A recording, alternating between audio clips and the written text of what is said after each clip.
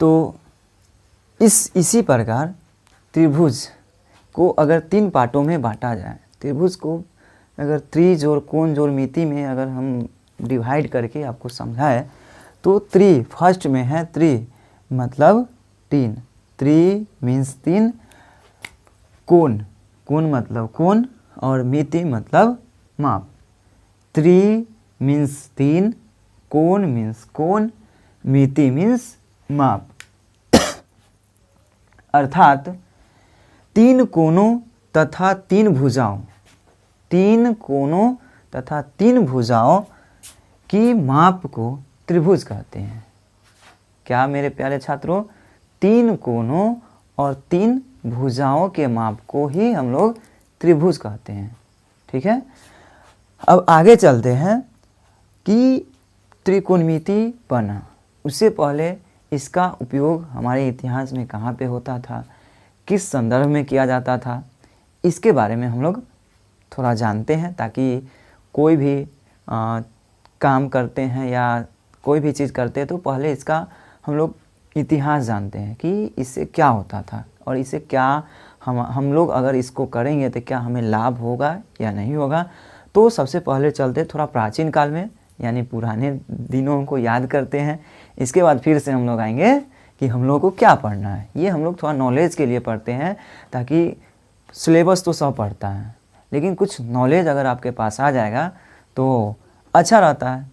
तो इसीलिए हमने अपने नोट्स में आप लोगों को कुछ प्राचीन काल में कैसे इसका यूज़ किया जाता था, इसको भी हमने ऐड करके आप लोगों के लिए, विशेषकर आप लोगों के लिए लाया है, ताकि आप लोग कंटेंट मेरा अच्छे से पढ़े, ताकि आप लोग नॉलेज के मामले में किसी से कम न रह पाए।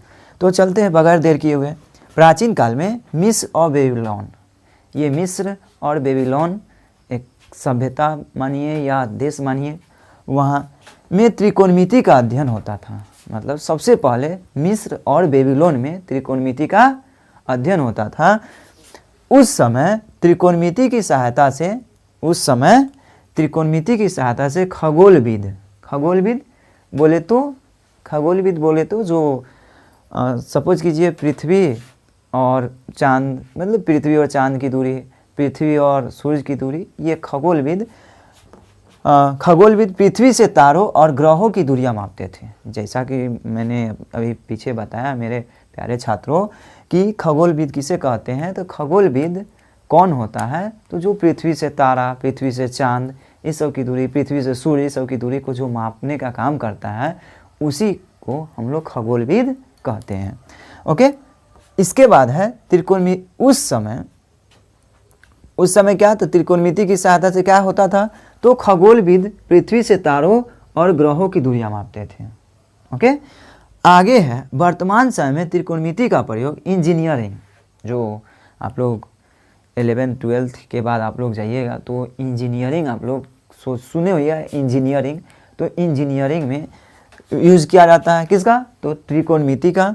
खगोल शास्त्र, आप लोग खगोलकी जानते होइएगा, एक विषय होता है। तो खगोलकी का मतलब यहाँ आप लोग खगोलविद, मतलब जिसमें हम लोग पृथ्वी से सूर्य, सूर्य से पृथ्वी, पृथ्वी से तारा, पृथ्वी से चांद, इस सब की दूरियाँ जो मापते हैं, जिसमें हम लोग पढ़ना है, उसको खगोलकी कहते हैं। इसका भौतिकी बोले तो फिजिक्स में भी हम लोग को ट्रिगो पढ़ना है। इसके बाद भूगोल हम लोग भूगोल पढ़ते हैं। जियोग्राफी जिसको अंग्रेजी में बोलते हैं, वहाँ भी हम लोग को ट्रिगो का थोड़ा सा इंट्रोडक्शन देखना है। नाव संचालन, नाव को चलाने में एंगल क्रिएट होता है कि कितना एंगल पे हम लोग नाव को घुमाएं, मतलब मूव कराएं, वहाँ पे हम लोग ट्रिगो का यूज़ करते हैं। इसके बाद रडार में भी एंगल क्रिएट होता है और मूव कराना होता है, तो वहाँ भी ट्रिगो का हम लोग यूज़ करते हैं।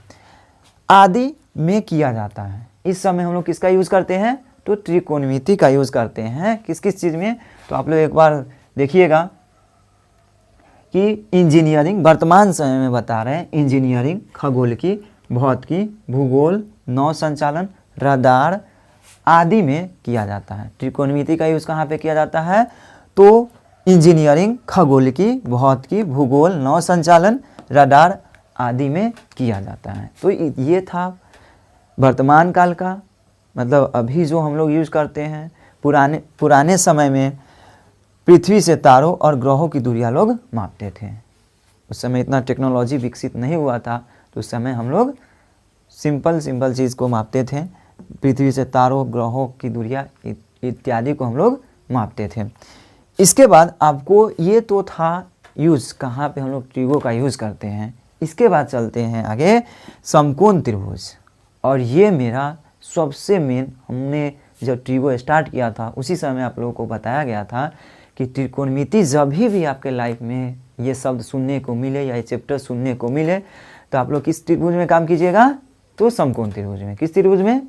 समकोण त्रिभुज में 90% जगह पे। ओके, तो थोड़ा देख लेते हैं समकोण त्रिभुज किसे कहते हैं।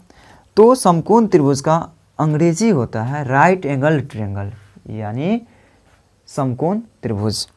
आगे है इसका थोड़ा परिभाषा भी है, वैसा त्रिभुज जिसका कोई भी एक कोण बोले तो यहाँ से आप लोग देख सकते हो कि वैसा त्रिभुज जिसका कोई भी एक कोण कितने डिग्री का हो, 90 डिग्री का, यानी ए बी सी। तो कोई एक कोण 90 डिग्री का हो उसे हम लोग कौन सा त्रिभुज बोलेंगे? समकोण त्रिभुज। कौन सा त्रिभुज? समकोण त्रिभुज। तो ये आपका कौन सा त्रिभुज हुआ? समकोण त्रिभुज। समकोण त्रिभुज त्रिभुज कहलाता है। तो समकोण त्रिभुज हमने देखा कि वैसा त्रिभुज जिसका कोई एक कोण कितने डिग्री का हो, 90 डिग्री का। तो हम लोग थोड़ा फिगर देखते हैं। ये त्रिभुज है जिसका एक कोण कितने डिग्री का है, 90 डिग्री का। ये ए हो गया, ये बी हो गया, ये सी हो गया। तो कोई एक कोण 90 डिग्री, डैट इज कॉल्ड समकोण त्रिभुज। तो ये रहा मेरा समकोण त्रिभुज। इसके बाद समकोण त्रिभुज में न्यून कोण होता है।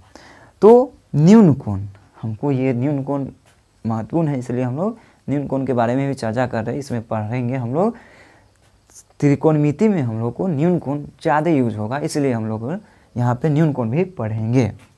तो न्यून कोण अक्यूट एंगल मीन्स न्यून कोण वैसा कोण जिसका मान 90 डिग्री से कम होता है। वैसा कोण यानी आप लोग यहाँ पे देख सकते हो कि ये आप लोग सपोज करो कि यहाँ पर ये समकोण त्रिभुज हुआ। ये कौन सा त्रिभुज हुआ? समकोण त्रिभुज हुआ। 1 ए बी सी। तो ये तो 90 डिग्री हो गया। और इसके अलावा यहाँ पे हमको दो न्यून कोण बनना है जो 90 डिग्री से छोटा है। जो क्या है? 90 डिग्री से छोटा है। तो उस कोण को हम लोग क्या बोलेंगे? न्यून कोण त्रिभुज। मीन्स वैसा त्रिभुज वैसा कोण जिसमें कोई दो कोण यानी जिसका मान 90 डिग्री से कम होता है, न्यून कोण कहलाता है। क्या होता है? 90 डिग्री से कम होता है, न्यून कोण कहलाता है। ओके, चलिए इसके बाद है आपको मेन हम लोग को जो पढ़ना है। अब यहाँ से इतना तो हमने बेसिक बताया, उपयोग बताया, प्रयोग बताया, इसका कहाँ पे हम लोग प्राचीन उपयोग बताया, प्राचीन काल में इसका यूज़ कैसे किया जाता है, हम लोग ये देखा। अब यहाँ से हम लोग अब चलते थोड़ा चैप्टर की ओर, सिलेबस की ओर। तो सबसे पहले हमको समकोण त्रिभुज में हमको पढ़ना है पाइथागोरस प्रमेय। क्या पढ़ना है मेरे प्यारे छात्रों? पाइथागोरस प्रमेय। तो पाइथागोरस प्रमेय को हम लोग आगे के क्लास में हम लोग समझेंगे। तब तक के लिए आप लोग मेरे इस चैनल चैतन्य ऑनलाइन क्लासेस को सब्सक्राइब करके शेयर, लाइक, कमेंट एंड अपने दोस्तों में शेयर करें, ताकि मेरे इस वीडियो को वो आपका दोस्त देखे और वो अपने बोर्ड एग्ज़ाम की तैयारी बहुत ही अच्छे तरह से कर सके। मिलते हैं नेक्स्ट वीडियो में, तब तक के लिए take care, till then, bye bye, thank you.